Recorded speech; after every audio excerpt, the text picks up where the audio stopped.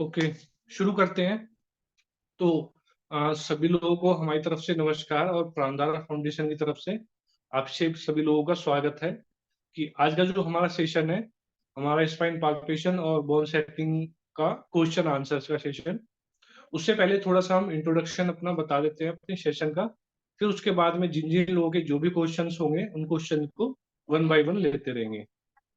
तो सबसे पहले बात करें हम अपने सेशन की। तो ये सेशन हमारा क्यों जरूरी है, किन किन लोगों को सीखना चाहिए और इसका क्या प्रोसीजर होता है, ये थोड़ा सा मैं डिटेल से बता देता हूँ। एक्चुअली काफी सारे लोगों के जो क्वेश्चंस आए हैं उसका भी आंसर इसमें आ जाएगा। काफी सारे लोग कहते हैं कि सर ये कोई गवर्नमेंट से रिकॉग्नाइज है या किसी यूनिवर्सिटी से रिकॉग्नाइज है। इस चीज को लेके लोगों के बहुत सारे डाउट्स होते हैं। तो सबसे पहले मैं उसी डाउट को क्लियर करता हूँ। देखो, हम जो लोग ये 2 दिन का या 3 दिन का जो वर्कशॉप करा रहे हैं, ये वर्कशॉप एज ए स्किल्स हमारी अपडेट करने का है। कोई भी 2 या 3 दिन के वर्कशॉप से आपको कोई भी यूनिवर्सिटी का या कोई भी गवर्नमेंट का कोई ऐसा सर्टिफिकेशन नहीं होता है। जितने भी गवर्नमेंट के यूनिवर्सिटी के सर्टिफिकेशन होते हैं, मिनिमम 3 6 मंथ या 1 ईयर का इस तरह के सर्टिफिकेशन होते हैं। ये छोटी छोटी चीजें, छोटी छोटी टेक्निक्स होती है जिनसे हम अपनी प्रैक्टिस को इम्प्रूव करते हैं। अगर हम इनके डीप में जाना है तो उसके लिए हमें कोई भी डिप्लोमा या डिग्री वगैरह वो अलग से करनी होती है। उसके लिए भी हमारे पास कुछ ऑप्शंस है, जैसे श्रीधर यूनिवर्सिटी का हमारे साथ एक कोलैबोरेशन है।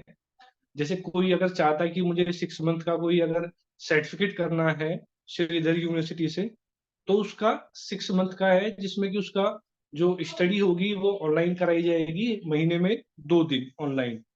6 मंथ का रहेगा और उसकी 16,000 रुपये फीस है जो यूनिवर्सिटी को जाएगी। और यूनिवर्सिटी हमसे कोलैबोरेट करके या अपने लेवल पे वो उनको जो लेक्चर रहेंगे, स्पीकर रहेंगे, उनको अपॉइंट करेगी जो उनको स्टडी कराएंगे। ओके, तो इसके साथ ही एक सेकेंड, आप सभी लोगों को आवाज आ रही है? जी सर। ओके, तो इस तरह से प्रोसीजर रहेगा। तो अब जो सॉरी 6 मंथ का जो रहेगा, उस 6 मंथ में हमारा जो एग्जाम जो रहेगा वो ऑनलाइन रहेगा। और जो ईयर का रहेगा, 1 ईयर में क्या रहेगा, पढ़ाई सारी इसी तरह से ऑनलाइन रहेगी। लेकिन उसका जो एग्जाम होगा वो यूनिवर्सिटी जाके सीधा यूनिवर्सिटी में एग्जाम होगा, जिसकी 36,000 रुपये फीस है। अब ये दोनों ही आपको सर्टिफिकेट है, डिप्लोमा 6 मंथ का, 1 ईयर का, ये यूनिवर्सिटी के थ्रू ही आपको यूनिवर्सिटी की साइट में रहेंगे और आपको वहां से मिलेंगे। इसमें हमारा कोई रोल नहीं है। हमारा रोल इतना है कि हम जो 2 या 3 दिन का जो ट्रेनिंग वर्कशॉप करा रहे हैं, वो एक यूनिवर्सिटी का स्टैंडर्ड प्रोसीजर है कि हमें कितने स्टैंडर्ड से सिखाना है। तो हमारी जो ट्रेनिंग का जो ग्रुप फोटो या जो 10% जो वीडियोज रहेंगी वो यूनिवर्सिटी की तरफ जाया करेंगी। तो हमारे ग्रुप में से कोई भी वहां पे एडमिशन ले सकता है, जो हमारे पास एविडेंस रहेगा कि इन लोगों को हमने सारा प्रैक्टिकल और ये सारी चीजें क्लियर करा दी है।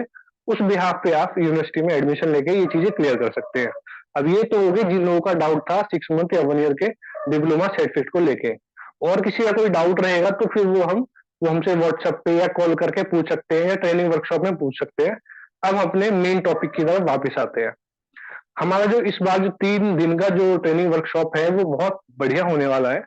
बढ़िया का मतलब ये है कि अब तक हम 2 दिन की ट्रेनिंग वर्कशॉप करते थे, जिसमें हम 2 दिन में 50+ टेक्निक सिखाते थे, ऑन हैंड सभी को प्रैक्टिस कराते थे, जिसमें पूरी स्पाइन, स्पाइन से रिलेटेड प्रॉब्लम्स और पेरिफेरल जॉइंट्स को कवर करते थे कि उनमें क्या क्या प्रॉब्लम्स होती है और उनको हम किस तरह से ठीक करते हैं। लेकिन अब जो हमने किसी का माइक अनम्यूट रह गया है, ओके हो गया। तो अब की बार जो होने वाला है, हमारा फर्स्ट डे जो होने वाला है स्पाइन पाल्पेशन का। पाल्पेशन का मतलब क्या है, जैसे सपोज करो हमारे पास कोई पेशेंट आता है, तो हर कोई एक्सरे या एमआरआई इस तरह की रिपोर्ट हर कोई लेके नहीं आता है। तो ये एक ऐसा डायग्नोस्टिक टूल है जिसको हम टच करके, फील करके, मोबिलाइजेशन करके, रेंज ऑफ मोशन को देख के उससे हम पता लगा सकते हैं कि इस पेशेंट को क्या प्रॉब्लम हो सकती है और हमें इसको ट्रीटमेंट देना है या नहीं देना है। इतना डीप स्टडी है, क्योंकि कई लोग हमसे कहते थे इस बारे में कि सर हमें थोड़ा सा एडवांस लेवल करना है, आप एडवांस कब कराएंगे। तो हम हमेशा यही सोचते थे कि 50 जो टेक्निक्स हम बता रहे हैं ऑल ओवर बॉडी उसमें कवर होती है, और किस कंडीशन में करना है, किस में नहीं करना है, वो सारा हम उसमें डीपली बताते थे। किस तरह के पेशेंट्स आपको लेने हैं, किस तरह के नहीं लेने हैं, क्या सेवरिटी रहती है, और कहाँ पे रिस्क के फैक्टर्स हैं, उन सबको बताते थे डीपली। तो हमने अपने आप को थोड़ा इम्प्रूव किया, देखा क्या चीज और बेस्ट हो सकती है। तब हमने ये पाल्पेशन का ऐड किया, जिससे कि आप हर एक एंगल से हर एक चीज को बहुत डीप स्टडी करके फिर उसके अकॉर्डिंग ट्रीटमेंट आप आसानी से कर सकते हैं। इसमें ऐसी बहुत सारी चीजें पाल्पेशन में आपको सीखने को मिलेंगी, जो आज तक आप लोग सोचते होंगे कि हमारी स्पाइन का L5 कहाँ पे है, S1 कहाँ पे है, L4 कहाँ पे है, थोड़े से कहाँ से कहाँ तक है, सर्वाइकल कहाँ से कहाँ तक है, और हमारी जो स्पाइन है उस स्पाइन के कौन कौन से पार्ट होते हैं, डिस्क कितनी होती है, वर्टिब्रे कितनी होती है, नर्व कितनी होती है, कौन सा पार्ट कहाँ से शुरू होता है, कहाँ पे एंड है, किसका कहाँ कहाँ पे सर्कुलेशन जाएगा, किस पार्ट में प्रॉब्लम है तो उसके क्या क्या इफेक्ट दिखेंगे, किस किस कंडीशन में हम ट्रीटमेंट देंगे या नहीं देंगे। सपोज करो लोग पूछते हैं कि सर्वाइकल का ट्रीटमेंट बताइए, तो सर्वाइकल 7 टाइप्स का सर्वाइकल है। तो जो 7 टाइप का सर्वाइकल है, जब तक हमें ये पता नहीं होगा कि कौन कौन से टाइप का है, उसका क्या क्या इफेक्ट होता है, तो उसका हम कैसे ट्रीटमेंट दे पाएंगे। तो ये कुछ कुछ चीजें इसमें ऐड की जाएंगी, जिससे कि आपको अच्छी एक नॉलेज मिले। तो क्या होगा, जो हम एक मॉड्यूल लेके चल रहे हैं 100% साइड इफेक्ट फ्री मॉड्यूल, उसके तहत आपकी साइड इफेक्ट नहीं होंगे पेशेंट को। वरना तो लोग इसी चीज से डरते हैं ज्यादा से ज्यादा, कि इससे साइड इफेक्ट बहुत ज्यादा होते हैं, और ये हकीकत भी है। कायरोप्रैक्टिक से साइड इफेक्ट के चांस ज्यादा होते हैं, क्योंकि इसमें क्या है, हम थ्रस्ट देते हैं, झटका देते हैं। लेकिन हमारा जो पढ़ाने का तरीका है, जो समझाने का जो तरीका है, वो इस तरीके से कि हम उन सभी कंडीशंस को लेफ्ट करते हैं, उन सभी कंडीशंस को हटाते हैं जिसकी तरफ से हमारा कोई भी ऐसा रिस्क हो जिससे कि साइड इफेक्ट हो सकता है, सेफ करके बिल्कुल। सपोज करो कोई पेशेंट अगर हमारे पास आता है, उसकी एज लगा लो अगर 50 अराउंड है, तो हमारे माइंड में होना चाहिए 50 अराउंड अगर है एज पेशेंट की, तो उसका डाइजेशन लेवल थोड़ा वीक रहता है, इतना न्यूट्रिशन कोई भी पेशेंट इस एज में नहीं ले पाते हैं, तो क्या हमारी बोन मिनरल डेंसिटी कम हो जाती है, या विटामिन डी कम हो, कैल्शियम कम हो, तो क्या है, हड्डियां हमारी वीक हो जाती है, मसल्स में हमारी स्टिफनेस आ जाती है, और वहां न्यूट्रिशन की कमी होने से क्या है, कोई भी बोन्स में जल्दी से कोई फ्रैक्चर हो जाएगा, मसल्स ज्यादा ट्विस्ट हो जाएगी, तो वहां पे स्ट्रेन पड़ जाएगा, तो वो एक साइड इफेक्ट का चांस बन जाता है। तो ये सारी चीजें हमारी वर्कशॉप में ट्रेनिंग में बहुत डीपली स्टडी करके बताई जाती है, कि आपको किस किस कंडीशन में क्या देख के आपको करना है, क्या क्या जरूरी ऐसे डायग्नोस्टिक है जो आप करा सकते हैं, और किस प्रॉब्लम में आपको अच्छा रिजल्ट मिलेगा। सपोज करो अगर कोई पेशेंट, कोई फीमेल पेशेंट आपके पास आती है 50+, तो 50% फीमेल्स में 50 आफ्टर 50 ऑस्टियोपोरोसिस या ऑस्टियोपीनिया की कंडीशन बनती है। तो उस कंडीशन में जब आप अगर ट्रीटमेंट देंगे, तो चांस ये होता है कि फ्रैक्चर के रिस्क का थोड़ा चांस बनता है। तो सॉरी, तो उन चीजों को आपको रिमूव कैसे करना है, किस लेवल पे डायग्नोज करनी है, इन सारी चीजों पे हमारी वर्कशॉप होती है। ये नहीं है कि हमने सीधा अपना स्केलेटन पढ़ा दिया, टेक्निक पढ़ा दी, काम खत्म हो गया, ये नहीं। सबसे पहले इन बारीकियों को बताया जाता है कि हमारा सिस्टम कैसे काम करता है, हमारी बोन्स की रिमोल्डिंग कैसे होती है, हमारी बोन्स कैसे बनती है, किस कंडीशन में वो कमजोर होना पड़ती है, कब वो कमजोर होती है, और फिर उनको कैसे अदर पैथी के द्वारा या किस तरीके से उसको लेके ठीक करके हम अपनी जो थेरेपी है, अपना जो बोन सेटिंग है, कायरोप्रैक्टिक है, उसको कैसे हम यूटिलाइज कर सकते हैं, कैसे पेशेंट को रिलीफ दे सकते हैं। और तो जनरल सा देखिए एक क्वेश्चन है सभी लोगों के लिए, क्या तो किसी का माइक, दिनेश कुमार जी आप अपना माइक म्यूट करें ना प्लीज, कोई भी अपना माइक वगैरह अनम्यूट ना करें, और वीडियो भी। तो एक जनरल सी चीज है, देखो जितना भी हमारा शरीर है, हमारा शरीर बहुत कॉम्प्लेक्स है। तो हमारा जो कॉम्प्लेक्स बॉडी है, तो अलग अलग तरीके से अलग अलग सिस्टम से हमारी बॉडी काम करती है। तो उसी के अकॉर्डिंग हमारा कोई भी एक पैथी, कोई भी एक थेरेपी इसको ठीक नहीं कर पाएगी, ये हकीकत है। तो हमें क्या कॉम्बिनेशन बना के इन चीजों को देना होता है। अब कायरोप्रैक्टिक का रोल क्या है, सबसे पहले ये समझना है। कायरोप्रैक्टिक एक ऐसा सिद्धांत है, एक ऐसी चिकित्सा पद्धति है, जिसमें हम बॉडी के अलाइनमेंट को सेट करते हैं। अब अलाइनमेंट क्या होता है, जैसे बाइक और गाड़ियों में होता है, अलाइनमेंट बिगड़ने से बॉडी, गाड़ी या बाइक जो टायर को ज्यादा घिसती है, एक तरफ से घिसना शुरू करती है और उसको खराब कर देती है। तो इसी तरह से जो हमारी बॉडी का अलाइनमेंट बिगड़ता है, तो हमारा राइट या लेफ्ट कोई भी पार्ट वो क्या है, उस पर ज्यादा प्रेशर आने से उस पार्ट की हमारी बोन्स या बोन्स का जो हेड पे जो कार्टिलेज वगैरह होता है या फ्लूइड जो भी होता है उसको डैमेज करना शुरू करते हैं, तो क्योंकि बॉडी का एक ही तरफ प्रेशर ज्यादा पड़ता है। तो जब तक हम बॉडी का अपना अलाइनमेंट सेट नहीं करेंगे तब तक हमारी जितने भी पेन मैनेजमेंट से रिलेटेड प्रॉब्लम्स हैं, चाहे सर्वाइकल हो या शोल्डर से रिलेटेड प्रॉब्लम हो, बैक पेन हो या पेल्विक टिल्ट वाली प्रॉब्लम्स हो, शाटिका हो या अर्थराइटिस जैसी प्रॉब्लम हो, कई बार उसी हमारे femur joint, femur pelvic joint की वजह से हमारे फीमर जॉइंट में प्रॉब्लम आने लगती है, हमारे नी में प्रॉब्लम आने लगती है, एंकल्स में आने लगती है। तो बॉडी का जब तक हम अलाइनमेंट सेट नहीं करेंगे तब तक वो प्रॉब्लम हमारी कंटिन्यू बनी रहती है। तो सबसे पहला रोल है अलाइनमेंट सेट करना। जैसे ज्यादातर जो डाइजेशन वाले प्रॉब्लम होते हैं उनको सबसे पहले हमेशा बताया जाता है कि आप सबसे पहले उनकी नाभि चेक करो, नाभि चेक करके नाभि उनकी सेट करो, तब वो आपको इफेक्ट उसका दिखेगा, तभी कोई भी पैथी थेरेपी काम करेगी। तो इसी तरह से हमारे जॉइंट से रिलेटेड, पेन मैनेजमेंट से रिलेटेड जितनी भी प्रॉब्लम्स होती है उस समय यही कहा जाता है सबसे पहले आप बॉडी का अलाइनमेंट चेक करेंगे, सेट करेंगे, तब भी आपको उसमें रिजल्ट मिलेगा, अदरवाइज उसमें आपको रिजल्ट नहीं मिलेगा।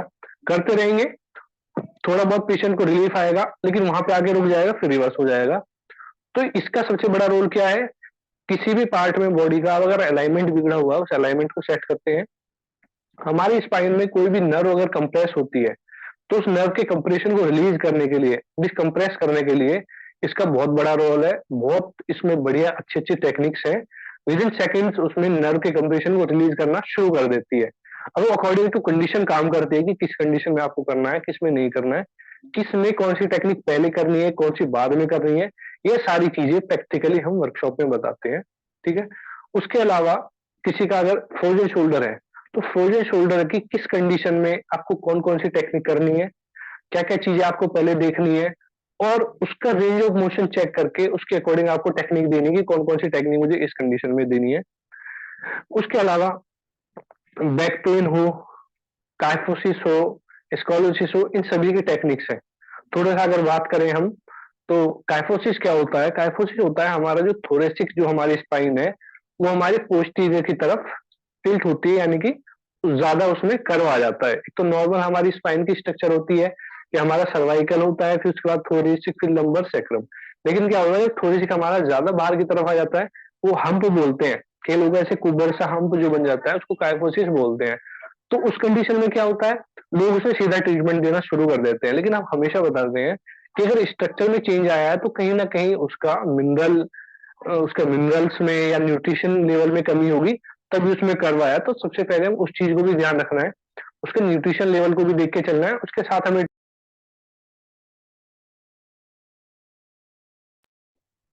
अगर सीधा ही आप उसमें ऐसे ही ट्रीटमेंट देना अगर शुरू कर देंगे तो क्या होगा, वो जो पेशेंट को जो प्रॉब्लम है वो प्रॉब्लम बढ़ जाएगी। क्योंकि होगा क्या, जैसे आप वहां पे प्रेशर देंगे तो क्या है, वहां पे फ्रैक्चर का रिस्क बन जाएगा, क्योंकि वो बोन ऑलरेडी वीक है, वो कर्व हो गया। अगर आप वहां पे ताकत अगर ज्यादा लगाएंगे तो उसमें फ्रैक्चर का रिस्क बहुत ज्यादा हो जाएगा।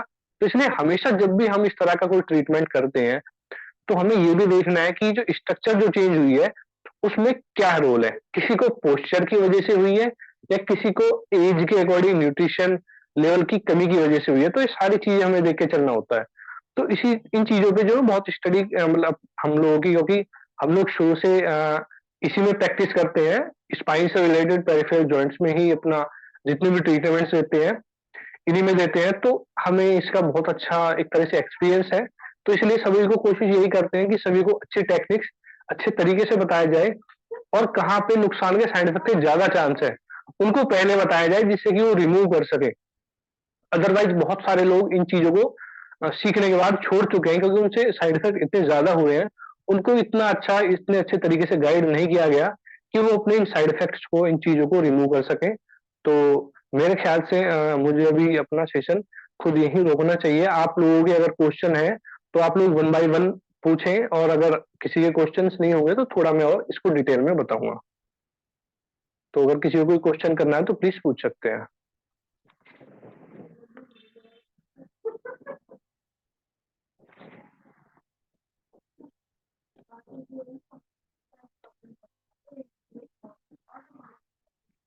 चैट बॉक्स में नाम लिख सकते हैं या बोल सकते हैं जिस किसी को क्वेश्चन करना हो।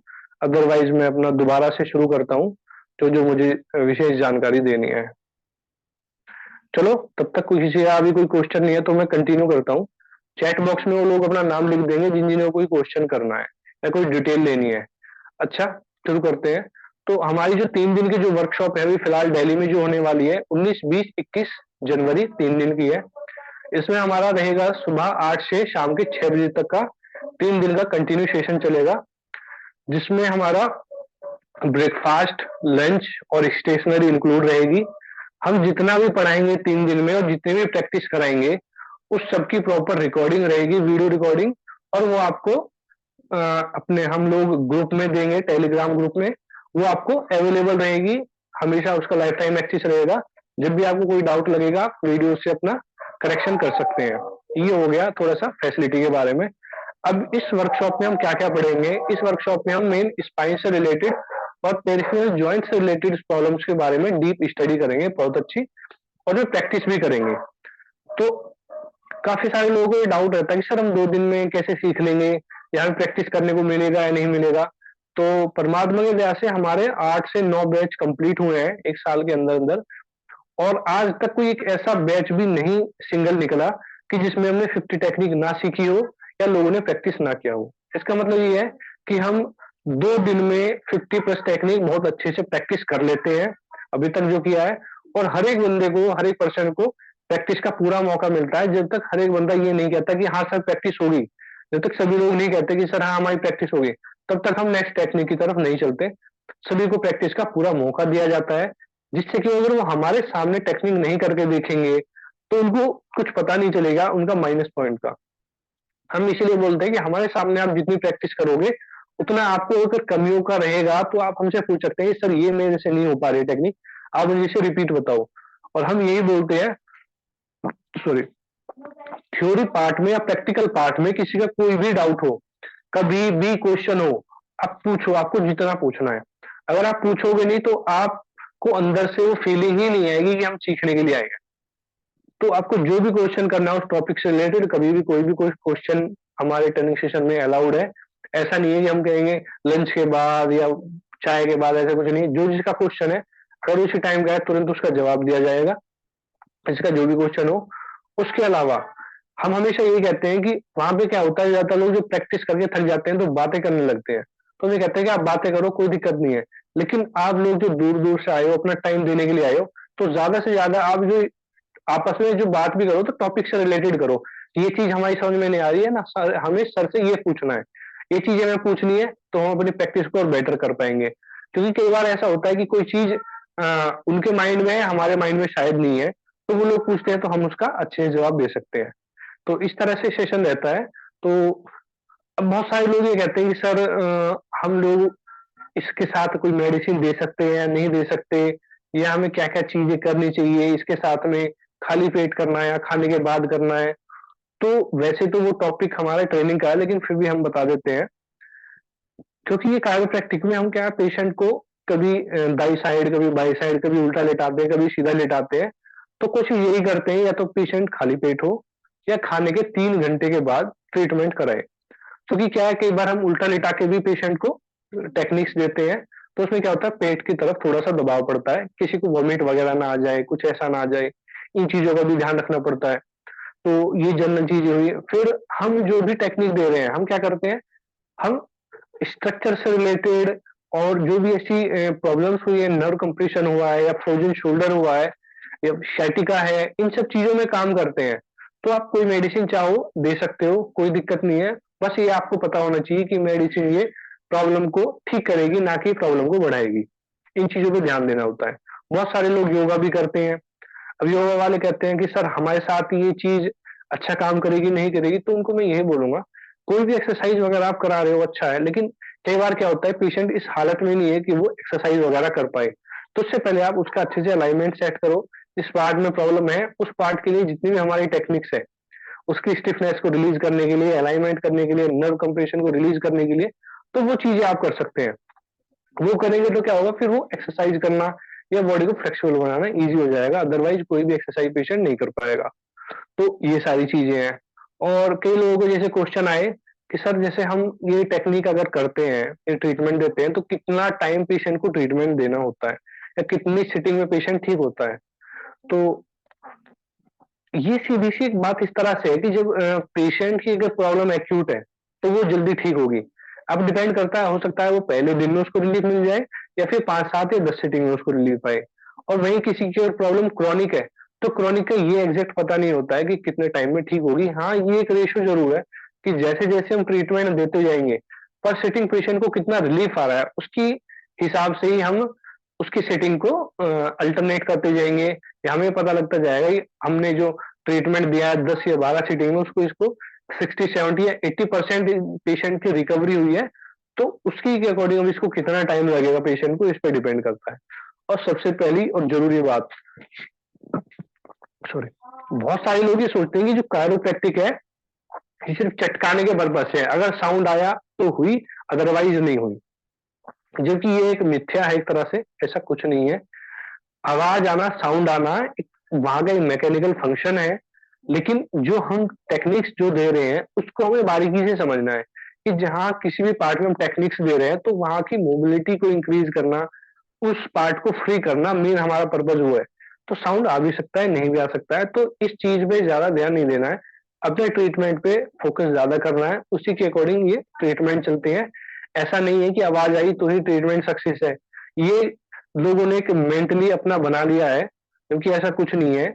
जबकि 50 60% केसों में साउंड आता है, लेकिन वो जरूरी नहीं है, वो कंपलसरी नहीं है। मेन फर्क पड़ता है कि हमें किस कंडीशन में पेशेंट को ट्रीटमेंट देना है, किस कंडीशन में नहीं देना है। अगर वो उस चीज पे ध्यान रहेगा हमेशा तो रिजल्ट सुपर आएंगे, लेकिन अगर आप उस चीज पे ध्यान नहीं देंगे, जल्दबाजी में ट्रीटमेंट देंगे या साउंड पे ध्यान रहेगा, ध्यान नहीं रहेगा। ये लोग क्या करते हैं, बार बार थ्रस्ट देते हैं, बार बार थ्रस्ट देते रहते हैं, बार बार थ्रस्ट नहीं देना होता। जितना बताया जाता है क्लास में बहुत बारीकी से बताया जाता है कि कब आपको थ्रस्ट देना है, कब नहीं देना है, वो सारी चीज बिल्कुल बारीकी से बताई जाती है। अगर आप उसको कंसंट्रेट करके सीखोगे और उसको रिपीट करके वीडियोज को या किसी भी जो टेक्निक बताई जाती है उनको अगर रिवाइज करके देखते रहोगे, डेली अगर एक वीडियो को भी आप देखोगे तो माइंड में आपके बैठते जाएगी, जैसे जैसे प्रैक्टिस करते जाओगे तो आप परफेक्ट होते जाओगे। इसी तरह से रहता है। काफी लोग फिर ये पूछते हैं कि सर हम इसको प्रैक्टिस कैसे करें जब तक हमारे पास ज्यादा क्लाइंट नहीं है। तो हम उसका भी ये बताते हैं कि आप महीने में 15 दिन में या 20 दिन में या 2 महीने में आप कोई भी ऐसा फ्री ट्रीटमेंट कैंप लगाएं, और आपके आसपास जो आपके साथ जो जिन्होंने कायरोप्रैक्टिक सीखा है, टेक्निक सीखी है, उनको आप इनवाइट करो और अपने फ्री कैंप रखो।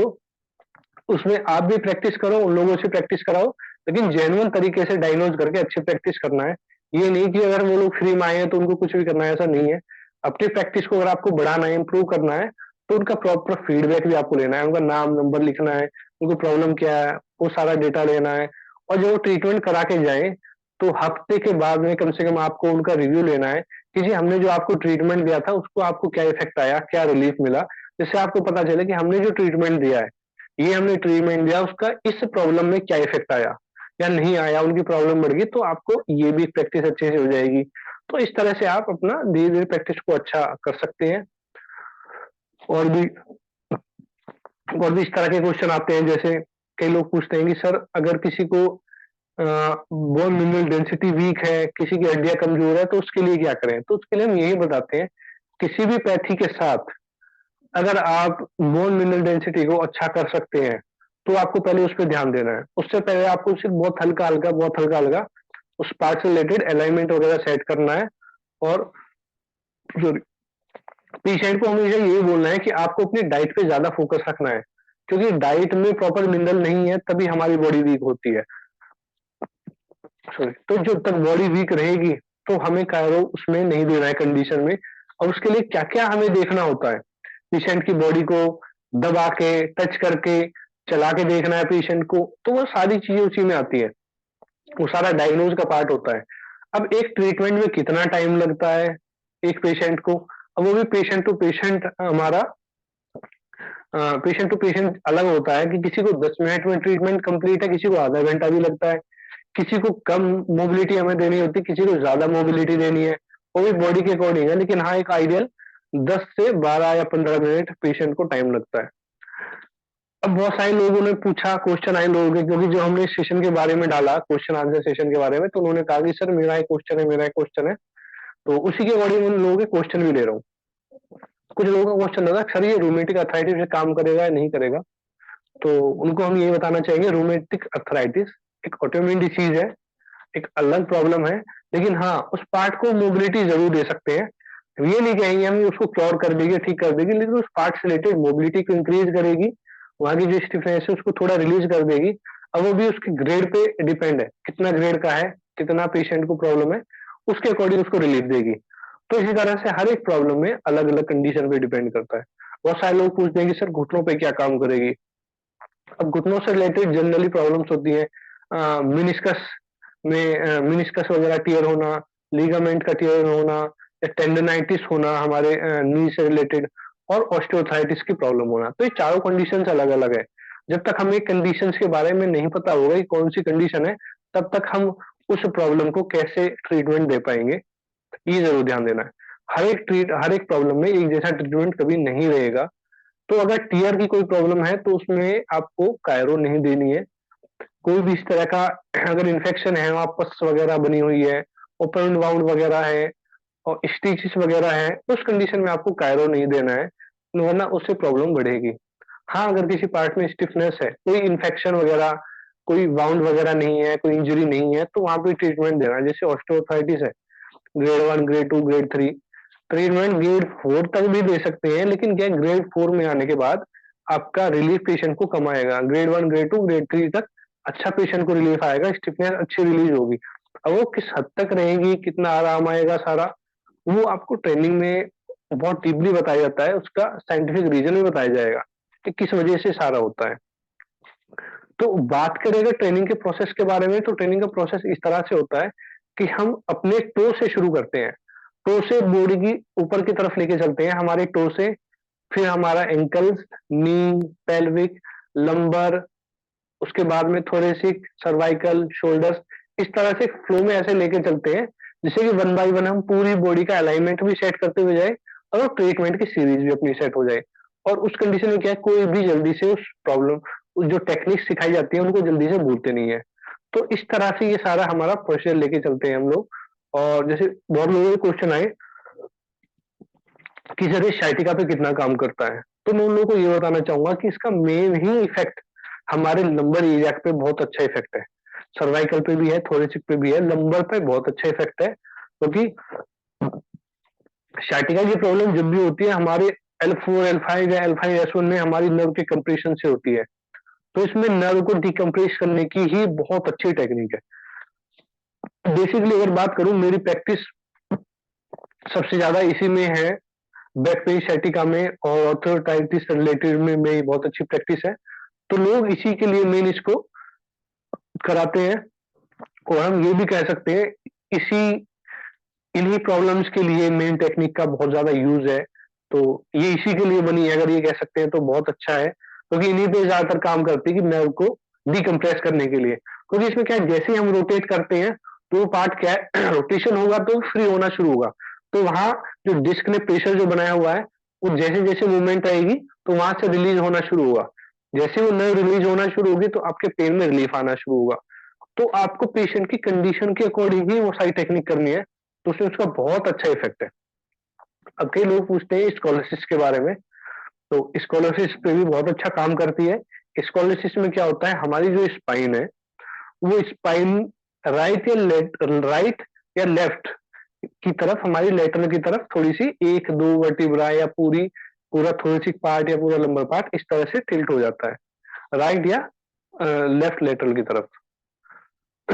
तो उस स्कॉलरशिप में हम क्या करते हैं, जब हम ट्रीटमेंट देते हैं तो हम पूरी स्पाइन को जब हम रोटेशन देते हैं, तो उसमें क्या होता है कि वो एक एंगल में सेट होना शुरू हो जाती है। ठीक है, तो इस तरह से हम उसको कवर करते हैं। लेकिन स्कॉलरशिप भी होता कैसे है, उसके साइंटिफिक रीजंस क्या है, वो सारी चीजें, क्योंकि यहाँ पे इतनी सारी चीजें बताना पॉसिबल नहीं होगी, टाइम कम है। तो मेन बात ये कि जब हम एक एनवायरनमेंट में अच्छे में होते हैं तो वहां हम भी खुल के सारा डिस्कस करते हैं, स्टूडेंट्स भी सारा डिस्कस करते हैं।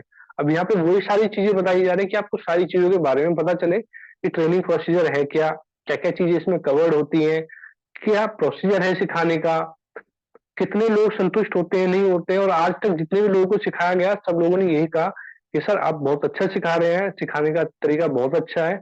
हमने बहुत जगह से कारो प्रैक्टिस सीखा, लेकिन इतना बिल्कुल बेसिक से बिल्कुल जीरो से और बेसिक से एडवांस तक मतलब इतना हम लोग आज तक नहीं सीख पाए काफी जगह। तो हमारा पर्पज यही है कि साधारण से साधारण भाषा में, बिल्कुल हिंदी में, सिंपल शब्दों में, सिंपल तरीके से आप जीरो से बिल्कुल और लास्ट तक जितनी भी टेक्निक कराई जाती है सब लोग बहुत अच्छे से सीखते हैं। जैसे कई लोगों का सवाल है कि सर हम नॉन बायो बैकग्राउंड से हैं, नॉन मेडिकल बैकग्राउंड से हैं, तो उनसे हम यही कहना चाहेंगे ये जितनी भी चीजें हम लोगों ने चलाई है ट्रेनिंग्स वगैरह, ये सब मेन उन्हीं लोगों के लिए जो नॉन मेडिकल है, और जो लोग मेडिकल बैकग्राउंड से हैं उनके लिए भी बहुत अच्छा है, क्योंकि उनको भी जो 10 12 15 साल प्रैक्टिकल करने के बाद जो पता चलेगा वो आज ही हम इस ट्रेनिंग में बताएंगे, तो वो फिर उन्हीं चीजों पे काम करेंगे थर्ड जिस ही पे डे है काम पढ़ाई करती है, का। मैं ज्यादा चीजों मानता पे हूँ अपना और टाइम मैंने वेस्ट नहीं अपने करेंगे। एक्सपीरियंस में पाया कि 30 दिन अगर आप मेरे साथ। तो इसी तरह से प्रोसीजर सारा है। अभी किसी का क्वेश्चन आया है मई पाटिल जी का।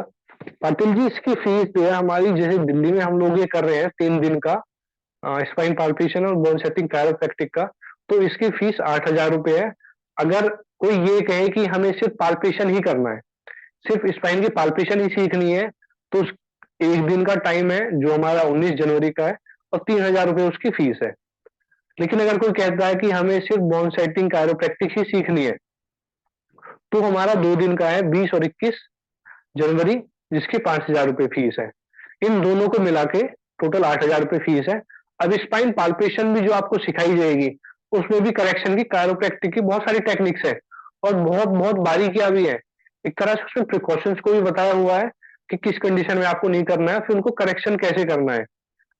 एक एक पार्ट की अलग अलग उसमें सारी टेक्निक बताई जाएगी, जिसके लिए हमारे साथ डॉक्टर पुनीत चौबे जी रहेंगे, एमपीटी हैं और बहुत अच्छी नॉलेज है उनकी, काफी जगह से उन्होंने अच्छी अच्छी डिग्रियां वगैरह ली है, बहुत एक्सपीरियंस किया हुआ है। काफी रिक्वेस्ट करने के बाद सर ने हमें समय दिया, तो हमने ये कहा कि सर हम इसको थोड़ा सा अपग्रेड करना चाहते हैं, लोगों की डिमांड है, लोगों को अच्छी चीजें और सीखनी एडवांस। तो उन्होंने जब डन किया तो वो आ रहे हैं। तो क्योंकि काफी लोग ये कह रहे हैं कि सर हम अब नहीं ज्वाइन कर पाएंगे, नेक्स्ट टाइम ज्वाइन करेंगे, तो हम उनको यही कहेंगे देखो बार बार हमारे लिए भी पॉसिबल नहीं है, और शायद सर भी अवेलेबल हो या ना हो। तो अभी अगर मौका है आप लोगों के पास, अभी समय है, तो समय निकाल के सीख लीजिए, अच्छा है। क्योंकि हमें पास से और भी चीजों की डिमांड आ रही है, फिर हम कायरोप्रैक्टिक का कम करके धीरे धीरे और भी चीजें जो है उनको भी ऐड करना है, उनको भी सिखाना है, और भी चीजों की डिमांड आ रही है। बहुत सारी थेरेपी इस तरह की है जिनमें परफेक्शन की जरूरत है, तो उनको भी परफेक्शन के साथ हमें एक ही सीरीज में लेके आना है, क्योंकि हमारा मोटिव यही है कि जितने भी अल्टरनेट थेरेपीज है उनको एक अच्छे वे में और अच्छे ट्रेनर की, अच्छे टीचर की गाइडेंस में अच्छे से कराया जाए। तो हम इसीलिए इन चीजों को लेके चलें, जिससे कि हम साइड इफेक्ट को हटा सकें, प्रॉपर 100% इसको साइड इफेक्ट फ्री कर सकें।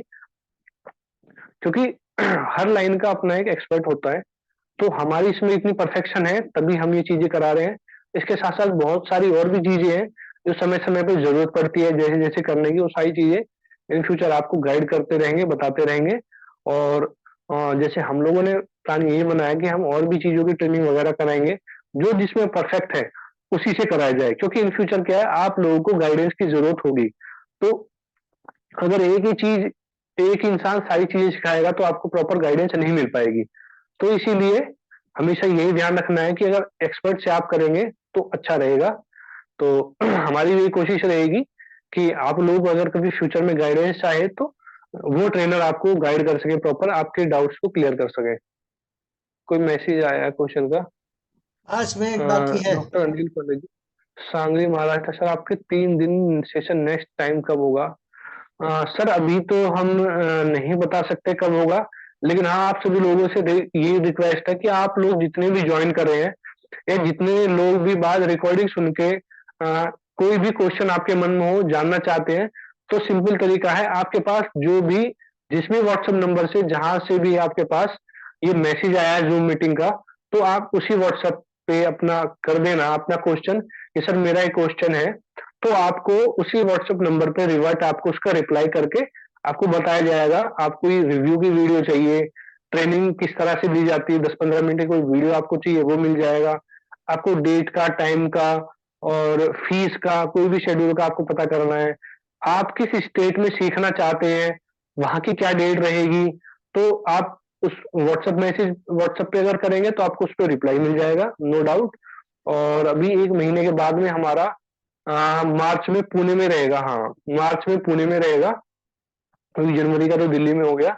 तो वही है कि जैसे जैसे लोगों की इंक्वायरी आती है उसी के हिसाब से हम अपना शेड्यूल बनाते हैं और लगभग 1.5 महीने पहले हम अपना अनाउंस कर देते हैं, जिससे कि हम लोगों को भी एक्स्ट्रा बुकिंग्स वगैरह देनी होती है, अपना टाइम निकालना पड़ता है। क्योंकि क्या है, हम भी अपना जो प्रैक्टिस करते हैं तो हमें उसमें से भी टाइम निकालना पड़ता है। हमारे पेशेंट है जो कहते हैं कि सर हमें भी थोड़ा ट्रीटमेंट के लिए टाइम दो, आप ट्रेनिंग में ज्यादा बिजी हो। तो हम भी अपना क्लिनिक का भी ध्यान रखना पड़ता है पेशेंटों का, उसी के अकॉर्डिंग 1.5 महीने पहले अपना शेड्यूल बनाते हैं। तो जिस किसी को भी पूछना है वो कोई भी क्वेश्चन वगैरह कर सकते हैं, अपना व्हाट्सएप पे अपना क्वेश्चन डाल दें, उनको उसका जवाब दिया जाएगा पूरा पूरा, डाउट में ना रहे। ओके, हम पुणे में, ठीक है सर, पुणे में आप अटेंड कर सकते हैं, कोई दिक्कत नहीं है। पुणे में हमारा शायद मार्च के फर्स्ट वीक में, शायद अगर कोई कोई ऐसा फेस्टिवल वगैरह अगर कुछ नहीं है तो मार्च के फर्स्ट वीक में हम कोशिश करेंगे कराने की, कोई दिक्कत नहीं है। और अगर और किसी का कोई क्वेश्चन हो तो पूछ सकते हैं, हमारे पास 1-2 मिनट ही बचे हैं। नेक्स्ट सेशन की जरूरत किसी है का कोई क्या? क्वेश्चन?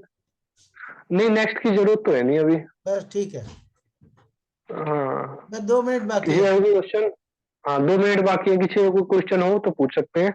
नहीं तो ग्रुप में पूछ ले। अच्छा, हाँ, अच्छा, कई लोगों के क्वेश्चन है स्टे के बारे में, तो स्टे के बारे में भी हम आप लोगों को बता दें कि जहाँ पे हमारा प्रोग्राम है करोल बाग में, वहाँ वो भी एक होटल है, उसके आसपास भी सैकड़ों होटल है। कोई वहां भी रूम ले सकते हैं, अदरवाइज भी रूम ले सकते हैं, वो आपका खुद की पॉकेट से होगा, आप वहां पे रूम ले सकते हैं। और भी पहाड़गंज में आर के आश्रम के पास बहुत सस्ते रूम है, तो जिसको जो फैसिलिटी वहां पे रूम ले सकते हैं। ब्रेकफास्ट, लंच की और 2 बार टी की फैसिलिटी हमारी तरफ से रहेगी, स्टेशनरी हमारी तरफ से रहेगी, पूरे सेशन की वीडियोग्राफी वो आपको प्रोवाइड की जाएगी, जैसे पिछले सभी बैच की गई है। तो कोई आपको डाउट करने की जरूरत नहीं है, बस ये है कि आपको मन बनाना है, आपको सीखना है, अपग्रेड करना है, अपने आप को अपडेट करना है, तो आप सीख सकते हैं। कोई भी एक पैथी या थेरेपी के बल पे आप पेशेंट को ठीक नहीं कर पाएंगे। मल्टीपल चीजें जब आप सीखेंगे तब आपके पास एक ऐसा हथियार रहेगा, जब आपको जरूरत है तो वो हथियार छोड़ देंगे। क्योंकि कई बार क्या जरूरत होती है कि आप कपिंग भी दे रहे हैं, एक्यूपंक्चर भी दे रहे हैं, ऑरिकुलर भी कर रहे हैं, पंचकर्मा भी कर रहे हैं, लेकिन आप नर्व को डिकम्प्रेस नहीं कर पा रहे, तो ऐसी टेक्निक है विद इन सेकेंड ये नर्व कंप्रेस करना शुरू कर देगी।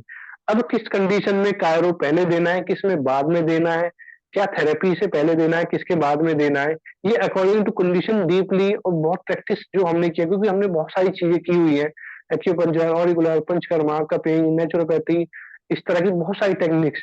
तो हम इसको उसी हिसाब से मॉडिफाई करेंगे, हमें कब ज्यादा जरूरत है और कब ऑलरेडी पेशेंट को साइड इफेक्ट ना हो, उसके हिसाब से ही हम उसको अप्लाई करना शुरू करते हैं। कोई भी एक थेरेपी या पैथी हमारी इस तरह की प्रॉब्लम को ठीक नहीं कर पाती है।